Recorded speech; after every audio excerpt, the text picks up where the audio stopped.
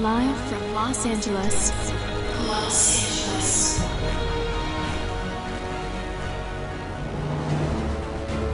It's time to get inside the Gamers Dome with your host, Scott Gerhardt. Bringing you all of today's gaming news and information all in one place. Sit back and enjoy the ride. Welcome to the Gamers Dome.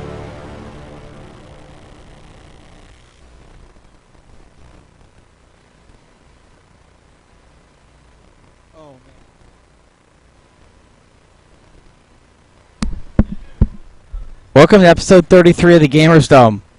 Take, I don't know. How many takes is this? I can't even count that high, to be honest. We're about 45 minutes behind schedule, but I like to think of it as fashionably late. I like to think of it as I don't actually hear you. Am I not plugged in whatsoever? Oh, now you are.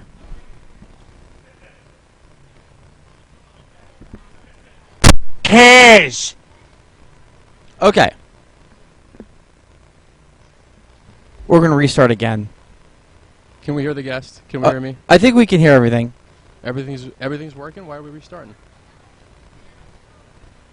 You get nothing! You lose! Good day, sir! Okay, we won't restart. I'll just play with my sound effects board. Okay, so if you had the pleasure of hearing the first 45 minutes live, wow. Now, you're hearing this on podcast, and you have no idea the amount of frustration that we've gone into this point. Everyone, we are at MTG Deals in San Gabriel, California. Beautiful San Gabriel. Beautiful San Gabriel. They are running their Magic Standard Tournament right now. There's a whole bunch of players out here playing some, and we are doing our first live show from here. Very exciting. Thank you, Scott, for inviting me on your show. And thank you, Adrian. Adrian Popescu? That's right, Popescu. Popescu, who is our guest host for tonight. He is one of the people here behind MTG Deals, and he's engineering our show. He's co-hosting. He slices and dices and makes julienne fries occasionally. I am definitely a Renaissance man, but I'm sort of dragging my way along here. It works. It works. It works. It works.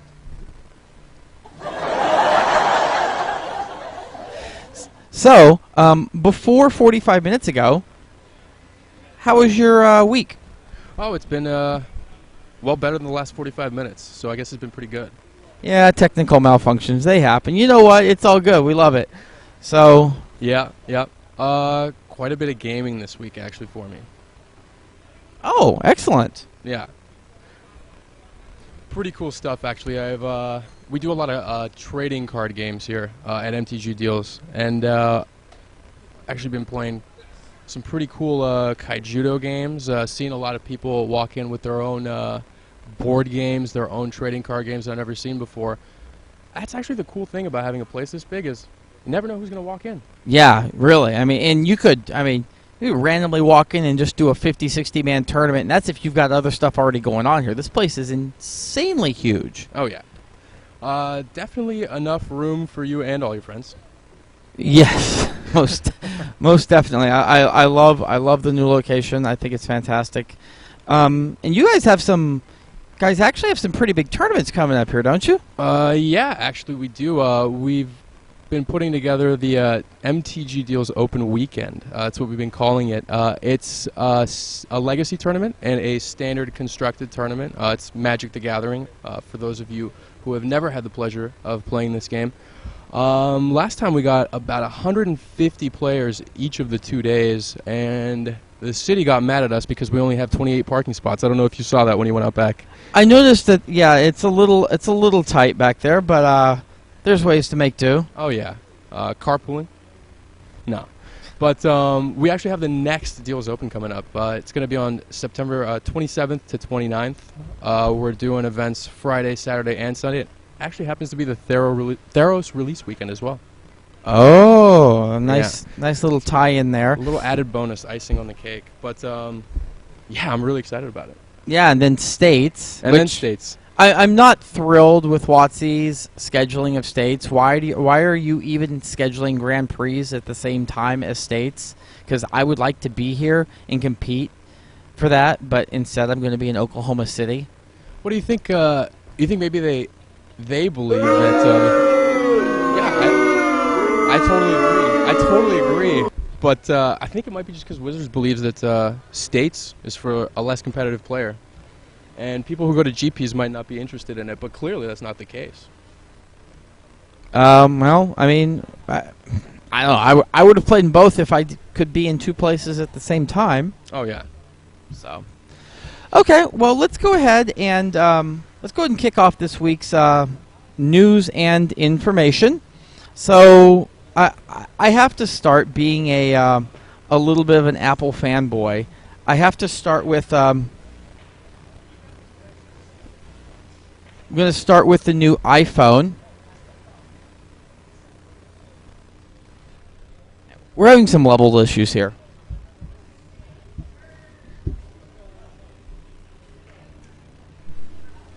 We're trying to figure out, for some reason, maybe some people can't hear us real well. Well, let's go ahead and see what the problem is for him. How's that sounding for everybody? Is that any better for everyone?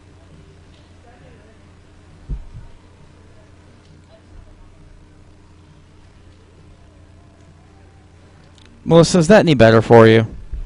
Can you hear me any better?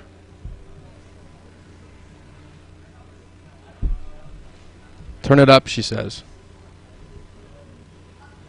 No, she can't hear me any better. All right.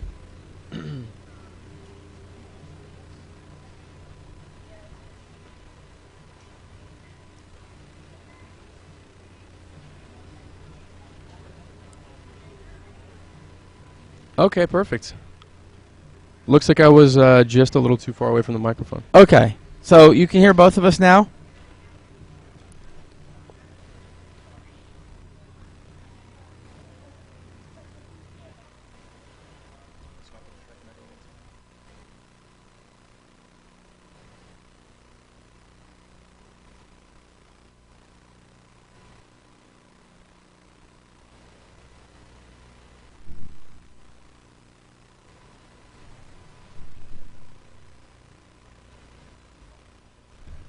Is that any better? Are we loud enough now?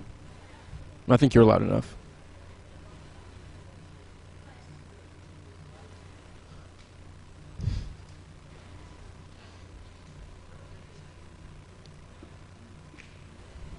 Okay, we're just going into the news.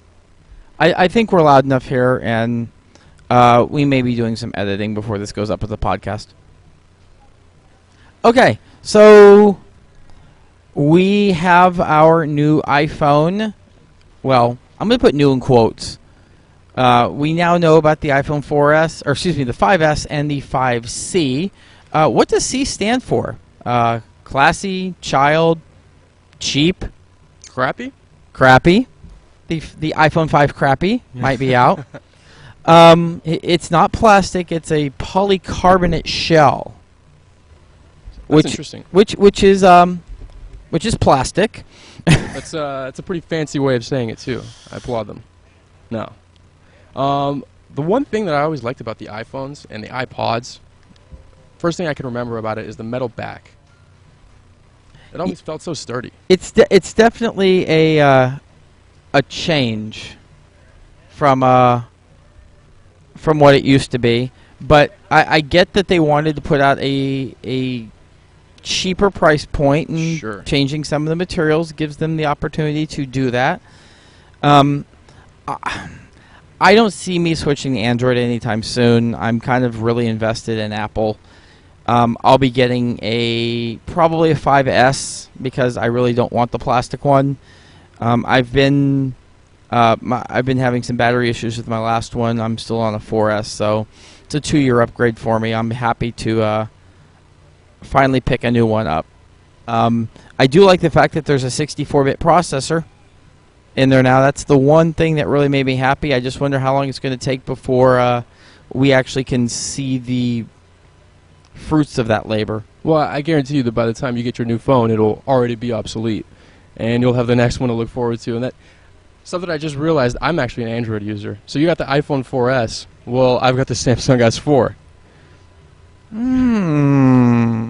Interesting. Very interesting. You know, they do look really cool. I'm looking at the 5C and the 5S. The 5C actually looks a little brighter. I don't know what it is about it, but it looks more attractive. It's interesting that it's the cheaper model.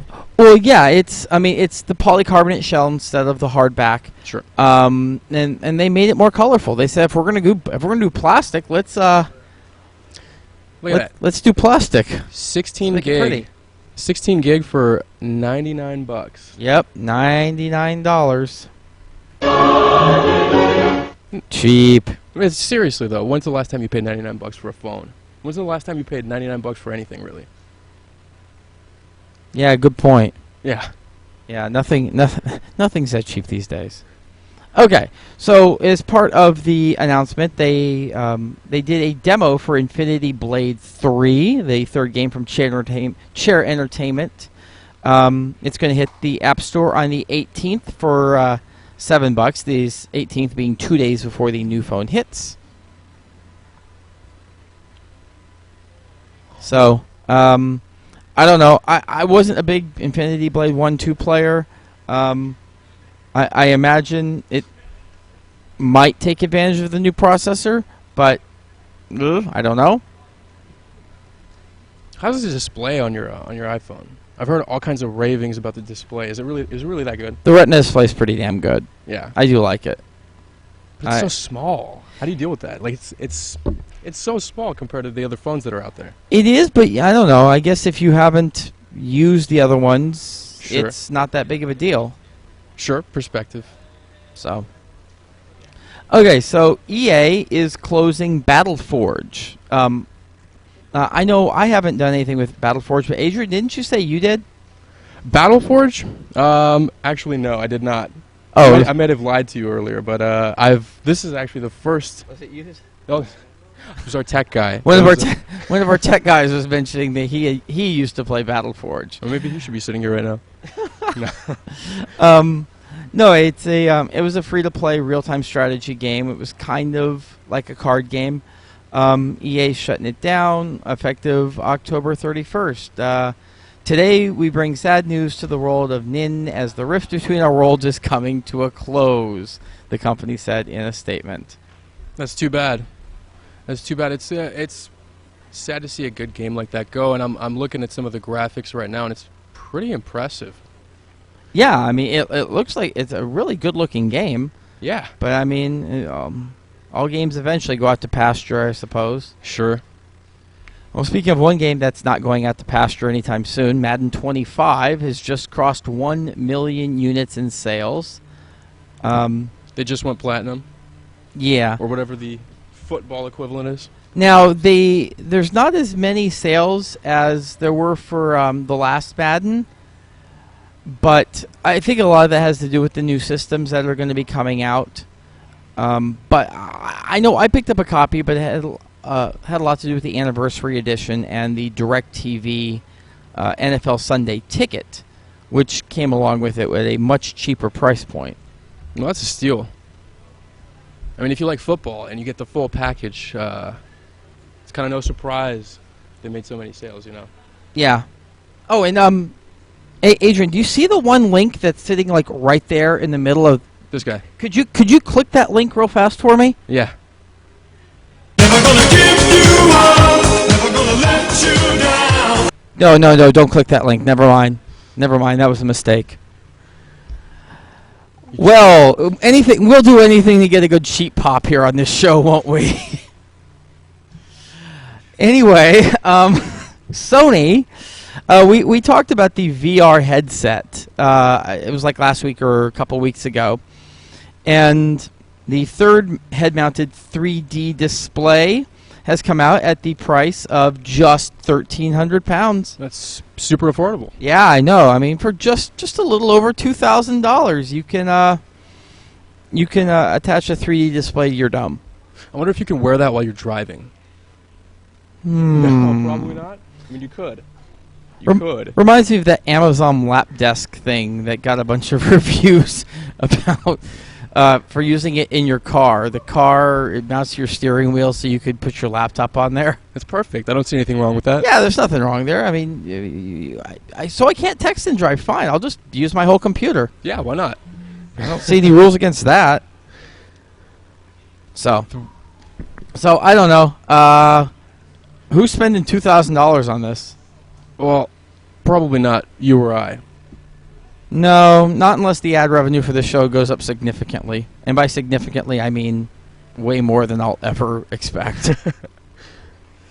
So, man, I remember back in the day seeing the headsets for Nintendo, and I remember thinking, man, I wonder what these are going to look like in about 10, 12 years. This is sort of it right here. yeah, it's very futuristic, but God, the price point just takes it out of 99.5% of people's range. Maybe in another 10 years. Yeah. I mean, technology always comes down to price eventually, right? Sure. Man, video games on this thing would be pretty awesome, though. I mean, talk about immersion. Well, maybe they're selling them so high to try to pay for Final Fantasy XIV, as they have had to refund a bunch of the Final Fantasy XIV customers as the servers remained unstable. So, as we've reported here, the Final Fantasy XIV Online: A Realm Reborn. If you purchased the game on, I guess, the 27th or 28th of August, you're just getting your money back. Sorry, it sucked. Here's your money back. That's actually pretty cool of them to just outright give you your money back. Pretty admirable. I've definitely played a lot of games. I remember when the Diablo 3 beta came out, and I joined the hundreds of thousands of people who were waiting in line for a non-functional server. Oh, yes. yes. I quite remember that. I mean, at least it seems that, Sony's taking steps to really... They obviously want to resolve this. They're compensating people for it being a screw-up, so it's good to see them taking some steps on that. Yeah, and Final Fantasy just has such a rich tradition. It's crazy that something like this has happened. I would never imagine that something as high profile as, something that's been around for as long as Final Fantasy could crash like that. But it just goes to show that we're not the only ones with technical difficulties. No, technical difficulties are everywhere. And theirs are live too. They're just losing millions of dollars because of it. I just lost a couple listeners, that's all. So, you know what? There's no segue here. There's no segue here at all. Female fighters coming to EA Sports UFC.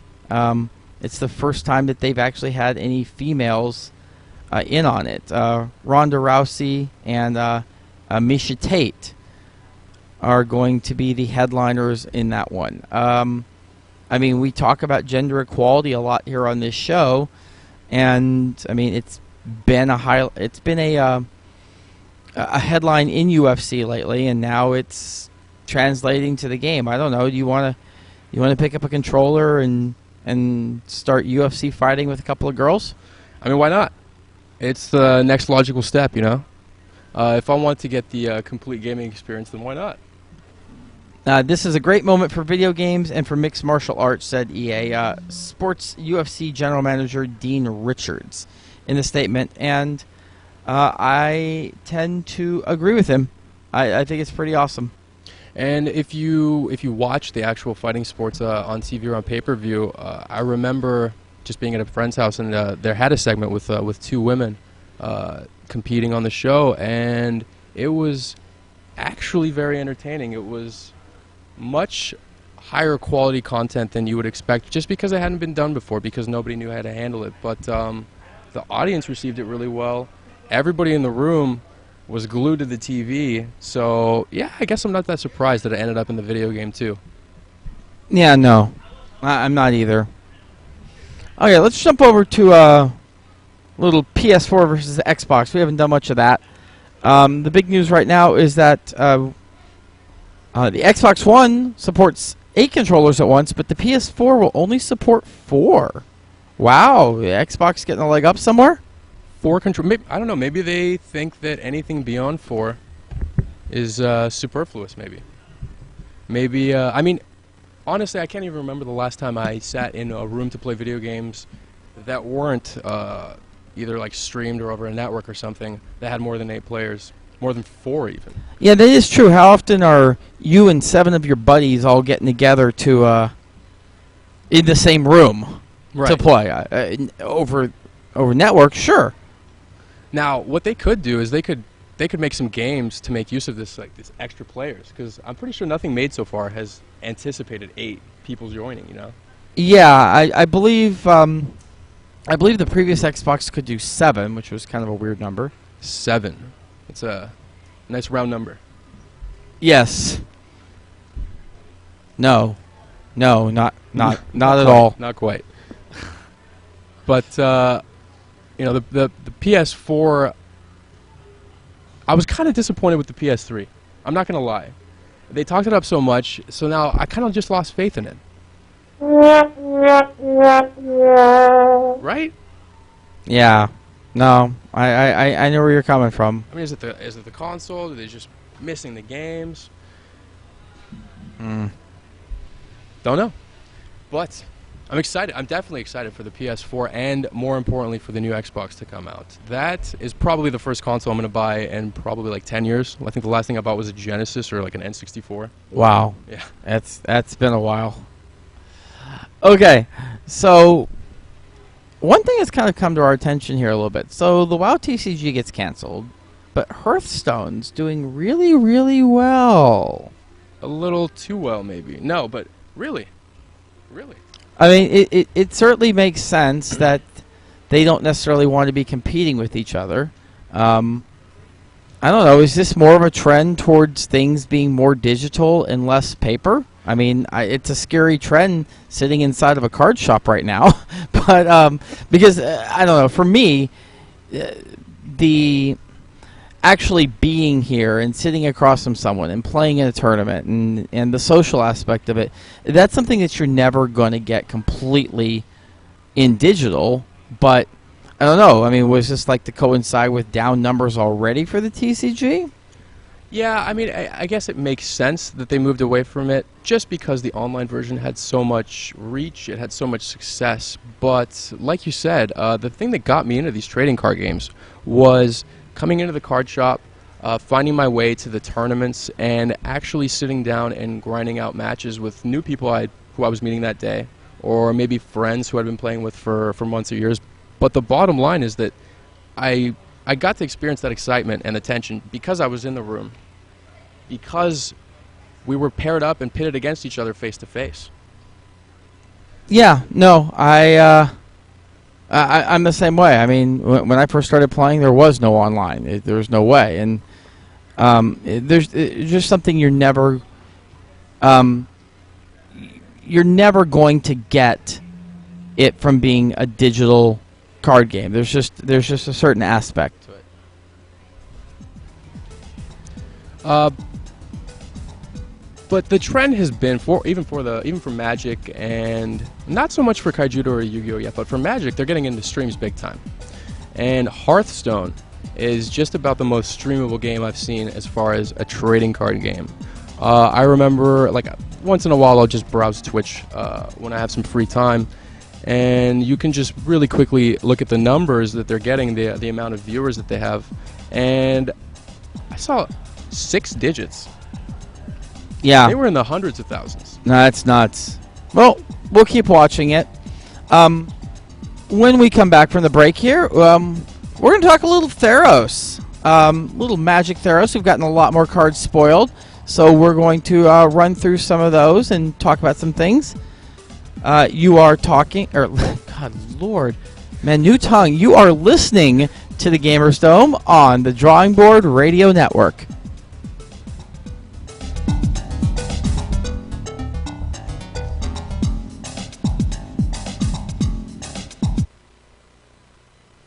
You're listening to the Gamers Dome, broadcast on location at MTG Deals.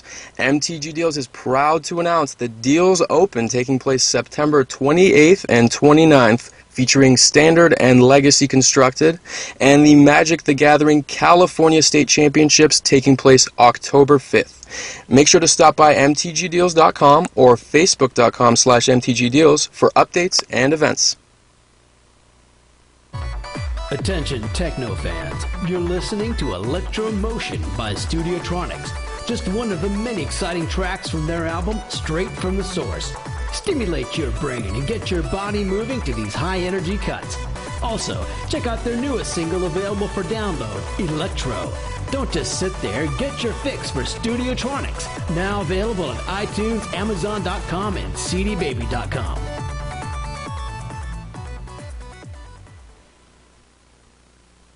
Scott here for Loot Crate.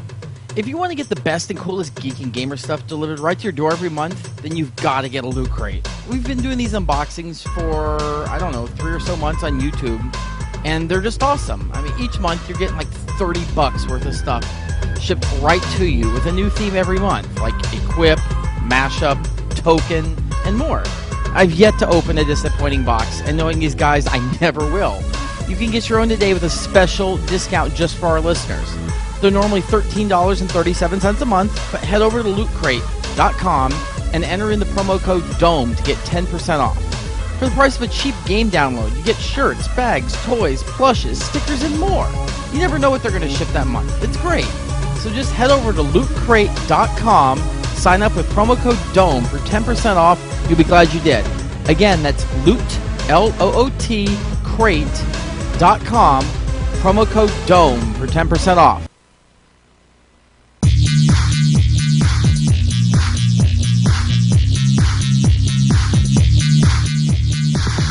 Well, welcome everyone back to the Gamers Dome.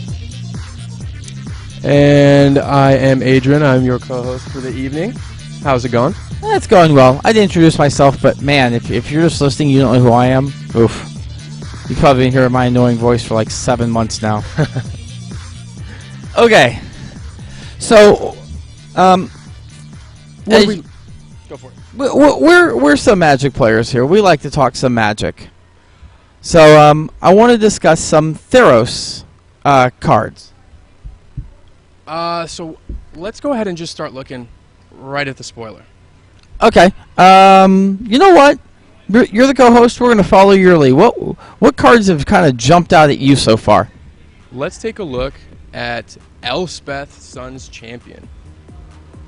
Okay. Elspeth has been one of the most high-profile cards since its release. You know, Planeswalkers always catch the player's eyes, and this one's obviously no different, except it just costs a lot. That's been the trend in this set. You have these gods, you have these mythical creatures, these concepts that are just larger than life, and it's just reflected in the mana cost. We got a 6-drop Elspeth.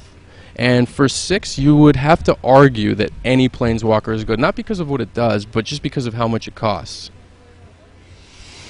I'm not sold. Not sold? Okay. I'm not sold. How about this? For 6, you can put it into play, and you can get 3 1/1s for a total cost of 6 mana. That's half a power per mana. No. No? Nah. I can get 2 1/1 slivers for 3. Exactly. But I think that the second ability right there, the second ability is what everybody's looking at. Destroy all creatures with power 4 or greater. Yeah, it's like it's a Wrath of Fatties. It's the Wrath of Fatties, but I mean, are the Fatties usually the best cards? Are they usually the most competitive? I mean, it certainly depends on the environment. Sometimes they are, sometimes they're not. I don't like paying 6 for my Planeswalkers. I feel like we're in a very, very fast environment. I think what this card is really meant for is limited. This is just a limited bomb. I can't see you ever losing the game with this guy on the board. It would be difficult. I mean, Flyers could take it out, but if they don't take it out with Flyers, you're going to produce enough 1/1s, it's going to be a problem. Right. But, you know, I'm not a big fan of Planeswalkers. I don't actually play them too often. I came back to the game right when they were introduced, and I don't know, it never really grew on me. But one thing that I have always played is just your run-of-the-mill spells, and the spells really, I think, are the best part of this new set, specifically the black spells. Let's take a look at Hero's Downfall. Hero's Downfall, it's a black instant. It costs two black and a colorless, and it reads destroy target creature or planeswalker. Now, destroy target creature, that's always been black flavor, to be able to destroy creatures. Maybe not always in this direct way where it just destroys it with no conditions, but really what caught my eye is the planeswalker. Black on its own has really not had a way to deal with planeswalkers until now. Yeah, I mean, you had oh god, I'm not going to remember the name of it. The one red, one black sorcery. Oh, that was Dreadbore. Yeah, Dreadbore. That could do it, but you had to get into red. Now you're looking at it costs a little bit more, but you're looking at an instant in mono black. It certainly, I feel like, is going to give black some real ways of dealing with stuff that they might have had problems dealing with before. Sure. It's good to see black so powerful in this new set, because it hasn't really been playable in the ways that I remember from the past when we were playing like Kamigawa block, for example, where you have like the Gifts Ungiven control decks where just about any one of is playable. Yeah, I mean it's been okay with some of the decks, the red, green, black decks, that control decks that have been going around, but yeah, I know what you mean. It's not been the main theme. It's been just a supporting player for a while. Sure. And they actually released some cool new mechanics, and one of the cool new mechanics is called Devotion. It's on this black card called Erebos, God of the Dead. Now, let me just explain Devotion for everybody out there. Basically, all these cards have mana cost, and in their mana cost there's symbols for what the color of the mana is. So Devotion adds up all the colored symbols for each color. So this has Devotion for black, adds up all your mana symbols, and it gives it an incremental bonus. So this card says, as long as your Devotion to black is less than 5, Erebos isn't a creature. So that means you got to have more than 5 mana symbols out there. Well, I mean, it itself counts as 1. So it's certainly, this set's going to reward you for playing more permanents. I don't know. I mean, it's interesting. I mean, these God cards are all very interesting because they all have an ability, even if they're not a creature. But if they are a creature, they're this ridiculous, like, indestructible, just craziness, which sometimes might be good. It may not be. It kind of depends on like things that exile creatures. Sure. So whatever removal is available to get these guys off the board, but it feels like all of the Devotion cards are kind of single card powerhouses if you can support them with the little 1-drops, the 2-drops, maybe an enchantment here or an artifact there. But I really like the new flavor for them. I think would be really cool is if they made some kind of drawback, a Devotion drawback, where it's like it's only a creature so long as so long as your Devotion to black is 1. I think that would be much more interesting. I think that to punish players for laying too much on the board and to incrementally reduce the value of their spells as they play more, that would add a whole new dimension to the game. But nothing like that has ever been done.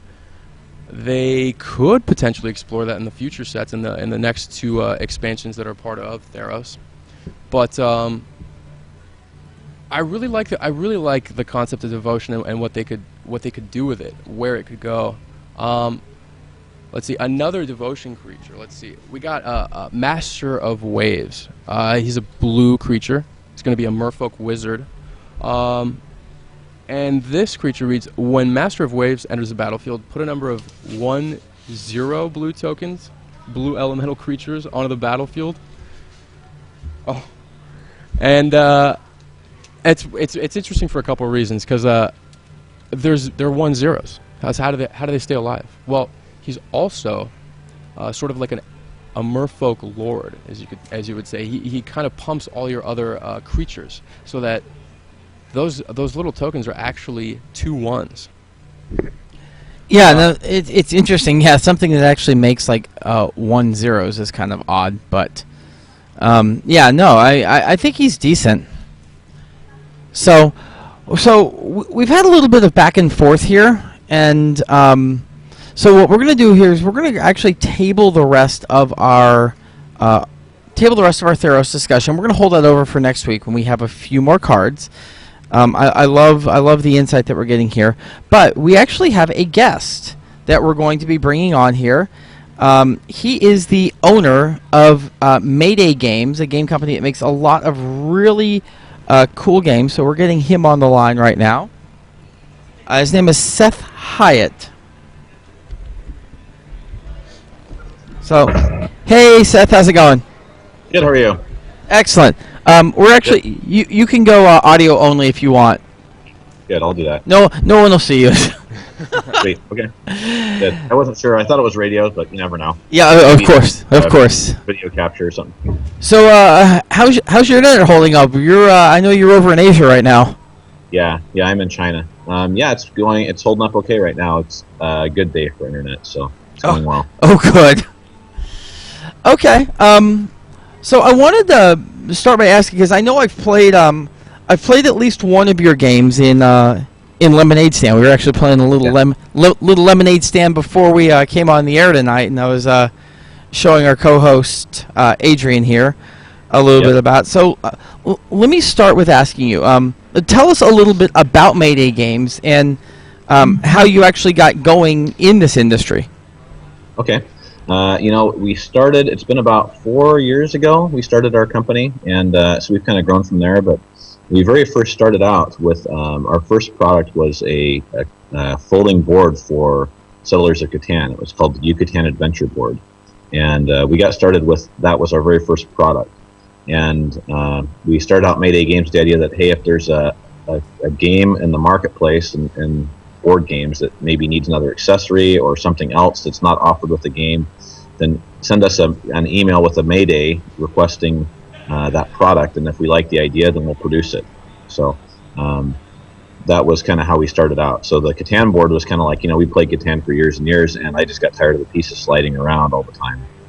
And so we made this little 6-fold board that fits, it's about the same size as the box, and it fits the game or a 5-6 player expansion. It's kind of like a 2-layer board, so the pieces stay in there and actually don't move around. So it retails for like $15. So that was our very first product. But since then, not long after that, Dominion came out and people started asking for custom card sleeve sizes, and we thought, oh, that's kind of a weird idea, but we'll try it. And those have been really popular. So we have like 15 or 20 sizes of card sleeves that we offer now for different games like Dixit and Seven Wonders, these specialized card sizes. And of course, the Dominion size games are really popular. Those sleeves are good. But then, so we've gotten more into board games ourselves too, as we've seen specific games that we like. Uh-oh. It looks like we lost. Wait. Nope. Yeah, we lost you there for about 5 seconds. You there, Seth? It looks like we got a problem with the connection. Let's get Seth back. Wait.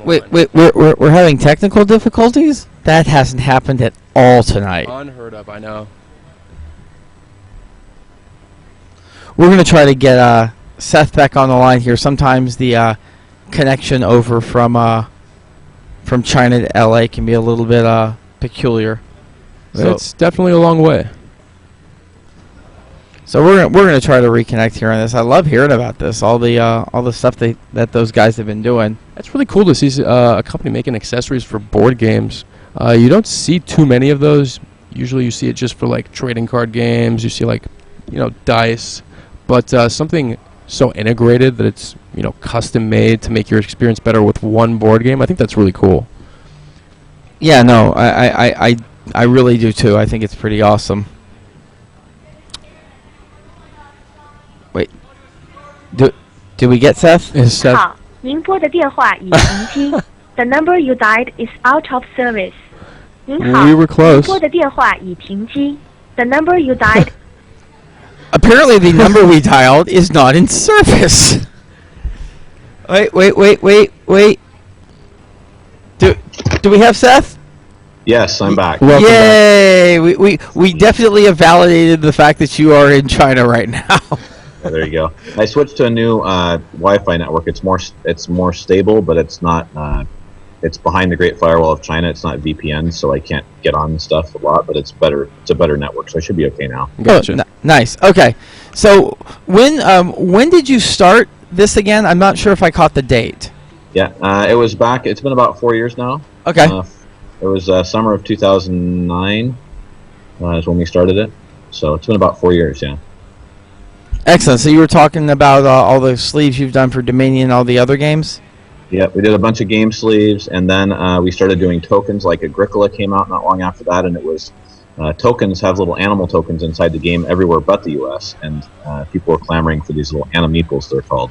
So we started making those, and then we started doing other tokens, and then we did a train token set for Tickets Ride if people want to use wooden trains, and just done lots of different specialized accessories for games.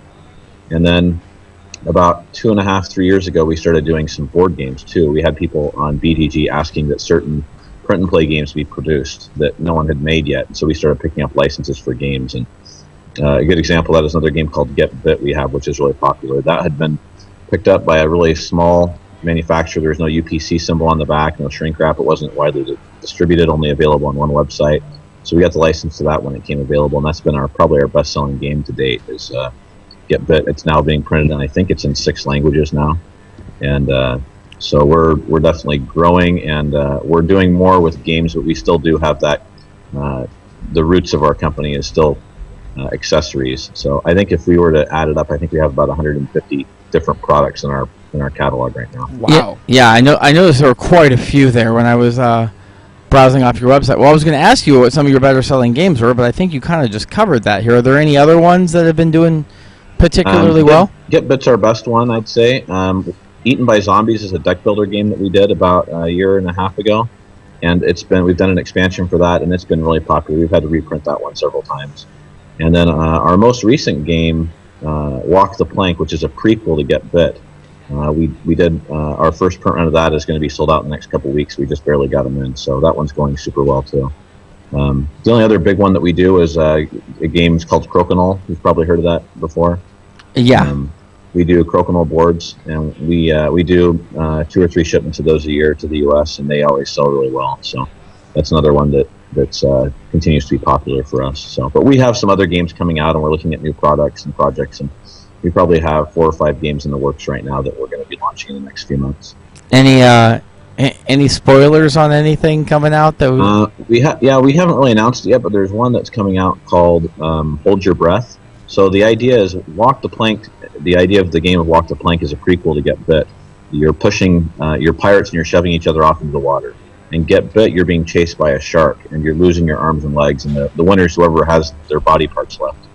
And then Hold Your Breath is kind of the final of the trilogy. It's what you're doing is you're holding your breath, and whoever can hold their breath longest is the winner.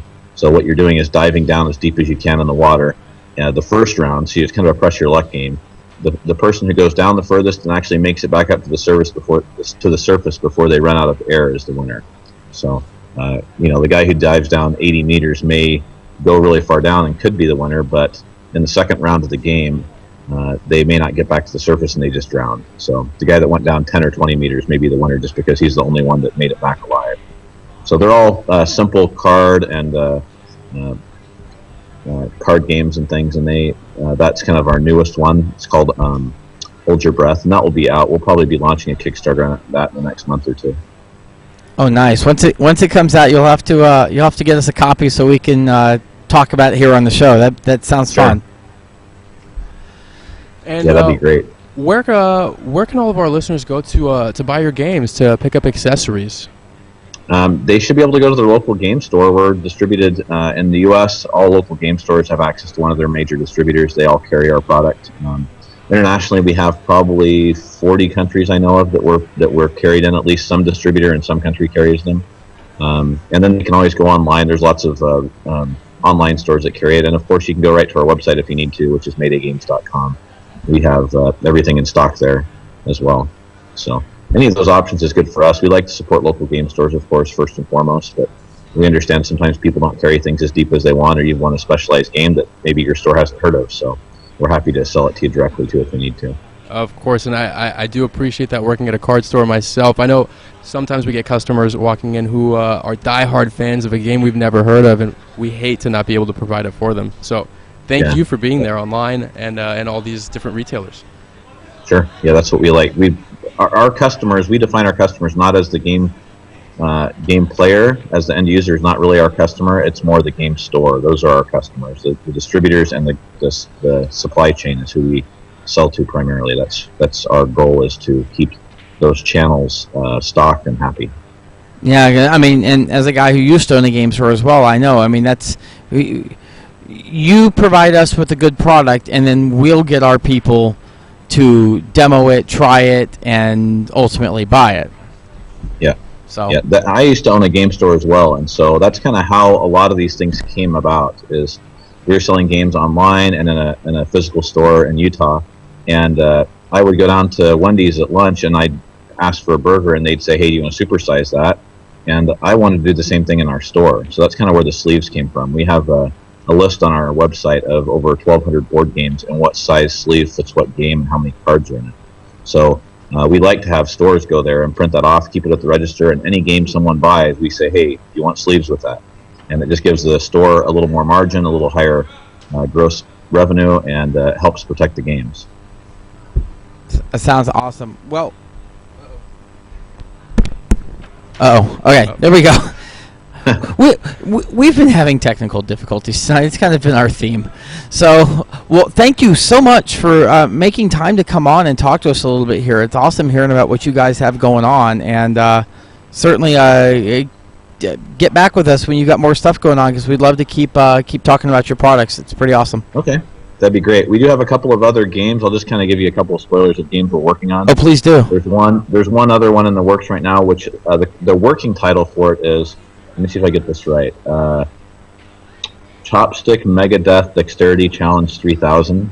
I haven't decided if it's an ultimately awesome name or if it's just really, really bad. It's something really bad like that. I vote so awesome. we're not sure if we're going to change that, but it's going to be a chopstick dexterity game where you're fighting to get pieces out of this ramen bowl, and it comes in kind of a ramen bowl packaging, it's a really fun, exciting game. I love the name. I love the name. I can't decide if I love it or hate it. I've got differing opinions. I think it's so bad that it's awesome, but I'm not sure yet. Exactly. It's kind of like Zoolander, the movie. Yeah, exactly. Exactly. It's so bad that it's awesome. No, seriously, I actually do love it. But please continue. The kids can't even fit in the small school. Yeah. And then we have another one too that we're working on. We're trying to get more. Most of our games are goofy, wacky, fun, family, quick and easy games. If I can't demo the game in 2 minutes at a convention, I can't sell it. So we have Talk Woodman is one that's ours. That's a dexterity game as well. But we have another game that we're coming out with called it's a deck builder game, and we came up with the original title of Deck Builder, the Deck Builder game. And so what you're doing is actually trying to build decks. You're a contractor. You start by expanding people's trailer park homes, and then if you level up, then you can start building bigger decks. And it's literally about deck building. You're building your deck while you're building a deck. And so that's kind of like what Munchkin did for D&D is kind of where we're trying to go with that. But it's going to be just kind of a goofy, off-the-wall, funny sort of deck builder game. Oh, I love it. Seriously, I actually had to hit the mute button so I could audibly laugh because that was so awesome. Nice. Well, we're excited about that one. It's got to be goofy enough for it to work, so we're kind of really trying to get the flavor text right for it. But the idea is that we'll maybe down the road have other games like that. Like I was thinking of a hand management game where you're working in a morgue or maybe at a leper colony or something, and you're actually managing hands. And we have a worker placement game we're working on where you're actually working at a temp agency placing workers. Just kind of taking some of the themes that are already out there and spoofing them. Nice. Some of the mechanics, I guess. Yeah, really cool concepts. Yeah, you've got to keep us in the loop on these because I've got to see these and try them and talk about them because that sounds awesome. Yeah, we're pretty excited for the ideas of them all, and I'm not a game designer by trade or anything. I don't know how to design a game, but I can spot a good one usually, and that's kind of where Lemonade Stand came from too. That I love playing that game on the Apple IIe computer, and we put out a challenge to this game designers guild that was locally in Utah and said, hey, this is the mechanic we want, this is what we want it to do, this is the theme we like, can anyone make this? And then we're really lucky to get such a great design in the game. It kind of does everything that computer game does, but in a deck of 96 cards. So yeah, I like that. There's a little bit of a learning curve on it, but once you've figured it out, it's awesome. I mean, once I totally understood what the concept was and how it worked, I love the intricate strategies that just go into it, just the little nuances of trying to figure it out and the odds and crunching the numbers and trying to figure it all out. I think it's the great. The weather coming out and the pricing and all that. Yeah, there's a lot to that game. It's almost like a business 101 kind of game. You're doing marketing and pricing and sales and inventory management. But you do it all. The whole game is 96 cards. That's what I love about the design of the game. For whatever reason, the game hasn't sold very well for us. I mean, it's not selling like we wished it had. But I still just am in love with the game. And the neat thing about it, you could double the game, triple the game, just get a couple different copies of the game, and there's no reason why you can't all play simultaneously with more than 4 or 5 players. Oh yeah. I mean, you could get a dozen players playing this game, and it wouldn't be a problem at all. Yeah. And and I think it'd be interesting to see a game that was that large, and then film it, and then watch the players and their various strategies throughout, and see like how many players like kind of stay consistent and how many go off. And I mean, you got the conservative routes and the I'm behind, I really need to play catch up route, and it's I love the strategy. Yeah, there's a press your luck element to it, kind of like Ink and Gold in that respect. It's not the same kind of game at all, but it does have that. If you're losing, you may as well go big or go home. Yep. Right. Absolutely. Okay. But I'm glad you guys like our game. I think it's awesome, and thank you for coming on. We'll definitely catch up again here in a few months when we got some more stuff coming out, and have you back on if you don't mind. We're happy to be on here. So anytime you have any other needs, and I will keep you in our press release emails too, so that you're aware of new things coming out as we develop. Oh, excellent! Thank you, Seth. Okay, thanks so much. Thanks, Ape and Scott, right? That's Adrian. Adrian and Scott. Adrian. I must have gotten cut off again on the Chinese internet. Gotcha. Thanks, Adrian. You're not Ape, huh? Okay. Okay. Thanks so much. Okay. Have a good day. Have a great day. Thanks. Bye. Okay, so that was Seth Hyatt with Mayday Games. Always love talking to guys with game companies. I think that's it's so neat to hear what they've got coming out and everything behind it. So some cool projects in the works. Yeah, I've never heard anything like those spoof games. That's some of the most creative design I've ever seen. Yeah, outside of like some stuff that Steve Jackson does. Yeah, it's sure. So, but when we come back, we are going to talk a little bit about what we've been playing. And speaking of things that are coming up, we have our crowdfunding projects of the week. You are listening to the Gamers Dome on the Drawing Board Radio Network.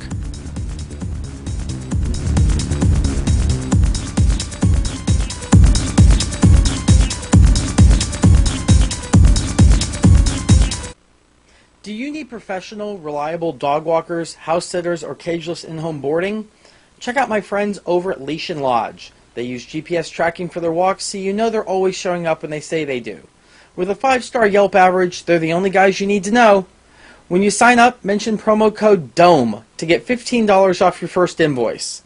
Check them out now at leashandlodge.com. That's leash, A-N-D, lodge.com. Leash and Lodge, because the better way is finally here.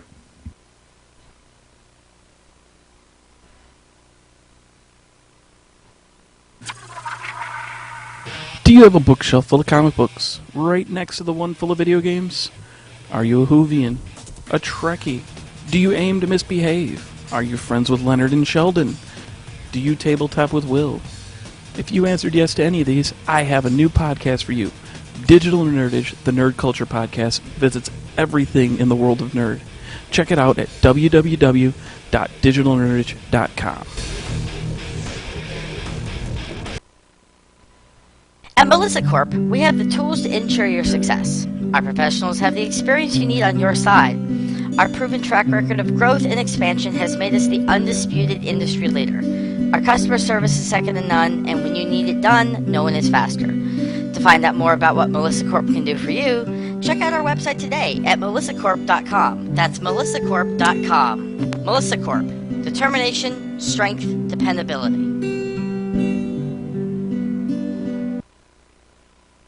Do you like stand-up comedy? Ever wonder what it takes to get up in front of a bunch of strangers and try to make them laugh? The truth is out there, folks, and Jake Adams brings you the nitty-gritty on his hot new podcast, Coming Up Standing. Every week on Coming Up Standing, Jake interviews another fresh up-and-coming comic like himself, hustling to make it happen on the LA comedy scene. Coming Up Standing is a free download available on iTunes. You can also find Jake on Twitter at YoungJakeAdams. Coming Up Standing. Listen today and get your laugh on.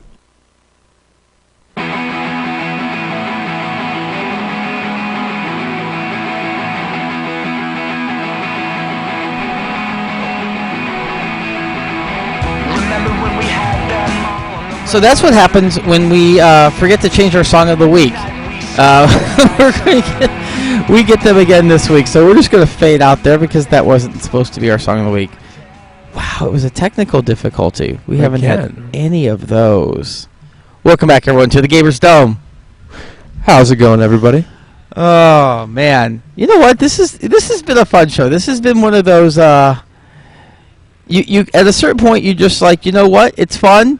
That's what it's all about, right? I mean, games are fun. Shows about games are fun.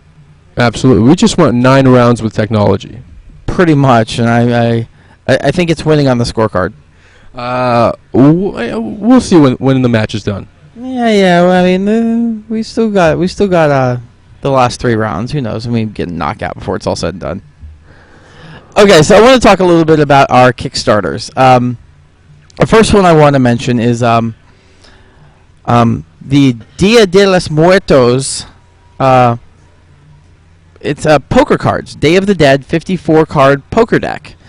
Give it a search on Kickstarter here. It's a very interesting project. It's some guys who kind of started off on Etsy, and they've done some custom projects, and they got into doing custom poker decks. And these are like really like limited. It's a really reasonably small run with like certificates of authenticity on these cards, and if you just look at them, they're gorgeous cards. Yeah, a lot of attention to detail, and they're colorful. They got a lot of really cool art. It looks like they put a lot of time and effort into these. Yeah, so I feel like there's a lot of people who are gonna want to get their hands on some of these. I heavily encourage you to check out the Kickstarter. You can just search for Day of the Dead 54-card poker deck on Kickstarter. They could certainly use our help right now. They've got 25 days to go here, and they've picked up about 500 of the 3,000 that they need. I feel like this project should fund, but definitely make sure you get in there and check it out. They've got some really good rewards too. That I think you'll definitely be interested in. I mean, being able to get your hands on obviously the decks themselves, ones with card cases, a certificate of authenticities, signed by artists, and they go up and up and up, and there's some really, really awesome ones. Yeah, I always appreciate when I sit down for a game and somebody takes out a deck that's actually worth something, that's actually fun to play with. You know, it's so easy to buy one of those 99-cent decks that'll fall apart after one use. This looks like something that they hold on to, take care of. Yeah. So the other project which I would like to mention is one that actually our good friend Pat, he ran across these guys up at Cincy Comic-Con. It's Ambrov X, which is a Simgen role-playing game. Now, they got 24 days to go. They've picked up about 58,000 of 500,000 that they need. It's a story-driven, cross-platform science fiction RPG, which is set in the universe of Simgen. It's a mouthful. Yeah, it really kind of is a mouthful, isn't it? It looks like something that's really never been done before, though. I mean, cross-platform gaming. They got my attention. Yeah, it's definitely very ambitious here. I mean, they're looking to put it out in English, French, German, Italian, Russian, and Spanish. It's going to be, Windows, OS X, Linux, iOS, Android, PS4, They just Xbox want to do it all. later. Yeah, they really want to do it all. It's a really neat looking game, though. Just scrolling through it, it looks really cool. And I know Pat spent some time talking to these guys, and he's not one generally to recommend a project that he doesn't truly believe in here. Not to say that I am one to do it either, but he very, very seldom recommends a project to me. So for those of you listening and know Pat, you know that this is definitely one to check out. And there's quite, like all Kickstarters, there's a ton of really cool backer levels through all. If you got a few bucks or if you've got a lot of bucks, $25 gets you all 5 episodes of it. It's really neat. It's really cool. Ambrov, AMBROV X, and you should find it, no problem, if you search for that. And we'll probably get the links up here on the Facebook page. And if you're not following us on Facebook, please do. It's The Gamers Dome on Facebook, at The Gamers Dome on Twitter. Pretty much we're just The Gamers Dome everywhere. So find us everywhere. So let's talk about a little bit about what we've been playing lately. I'll kick her off here. Soulforge. I'm playing a lot of Soulforge. What's Soulforge? Soulforge. If you haven't heard of Soulforge before, it is it's from the same people who make Ascension. It is a digital TCG. It's a free to play. If you give them money, you can get better stuff faster, but you can certainly play the game completely without spending any money whatsoever. And it's a little Magic-ish, but not quite. The cards evolve. They start at level 1, and as you play them, they evolve to level 2 and then level 3, and they get very, very, very powerful as they get larger. You can play a game in just a few minutes. You can find it on Steam or on iPad. So I would encourage anyone to go out there. Again, it doesn't cost you anything. Just download it. Soulforge, SOLFORGE. I'm gonna have to check that out. Yeah, I think you sold me on it. Seriously, if you've not played it, you've got to try it. It's been one of my addictions. I literally play Soulforge every single day.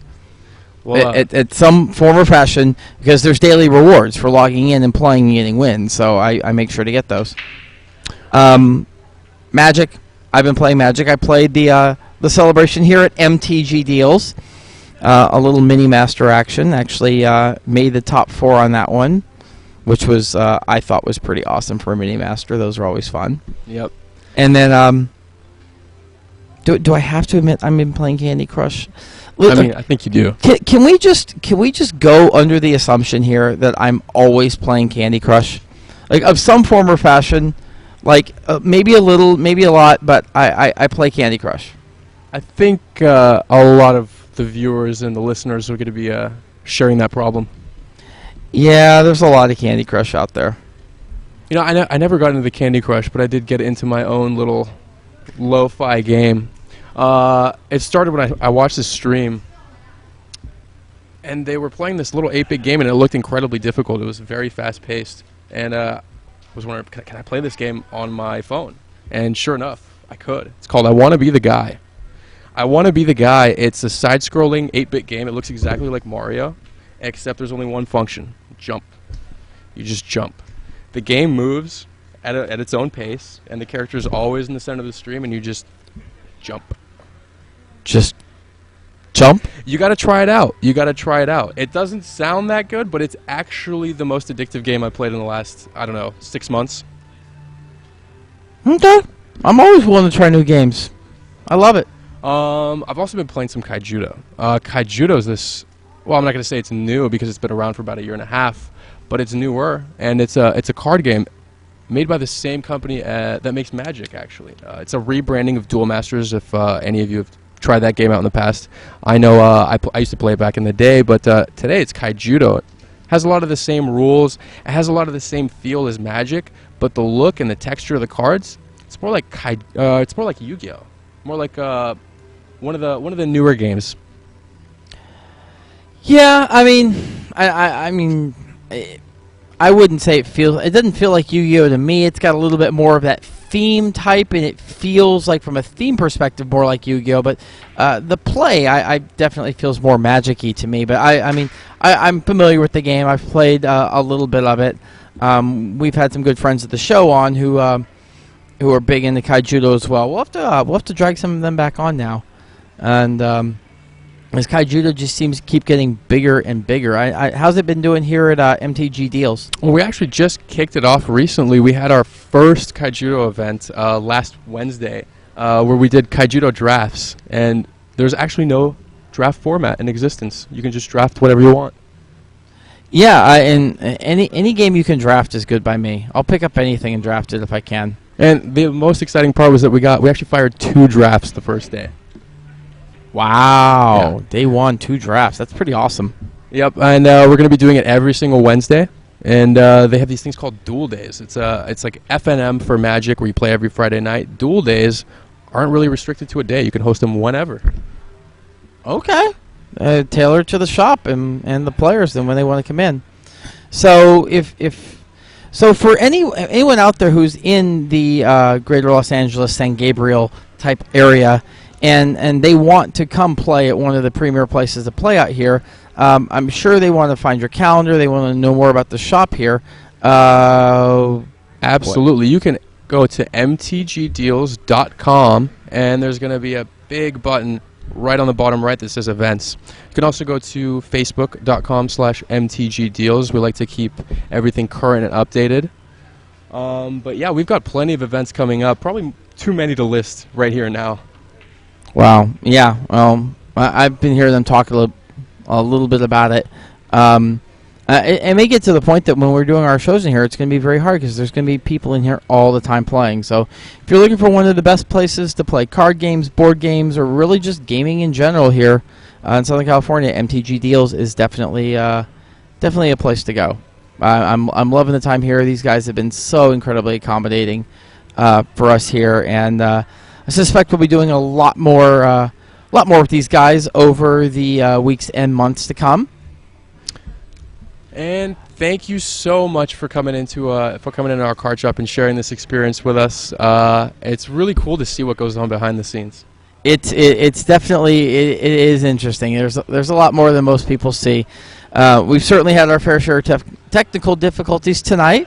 I believe I now know what the show's going to be titled, which is always fun. But we know what went wrong, and we're going to make sure it doesn't go wrong next week. So, though we are now at the end of our show. And I know it's sad to see us go, but we'll be back. And when is that we'll be back? When will we be back? Well, we're going to be back next Tuesday at 7 p.m.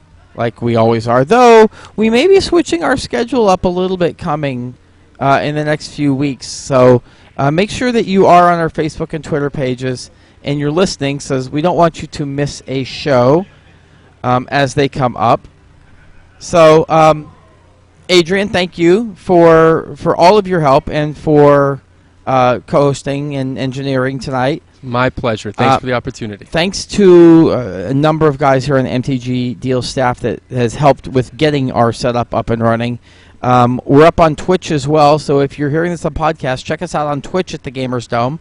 You can actually see a video of this show. You actually kind of literally see what's going on here. So that's pretty much it.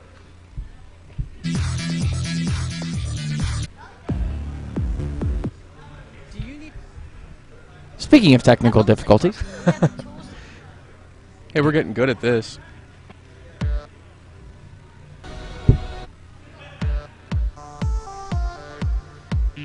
There we go. That's our out music. Okay. So again, thanks to everyone here with MTG Deals. Thank you to everyone behind the scenes, Melissa and Pat especially. You guys have been awesome with helping me get the bugs out of the system on this one tonight. And as always, I'll be back. Oh, we will be back next Tuesday at 7 p.m. again. Be checking out our Facebook and Twitter page for any changes. Until next week, I am Scott. And I am Adrian. And we will catch everyone next week. Keep playing, everyone. Bye.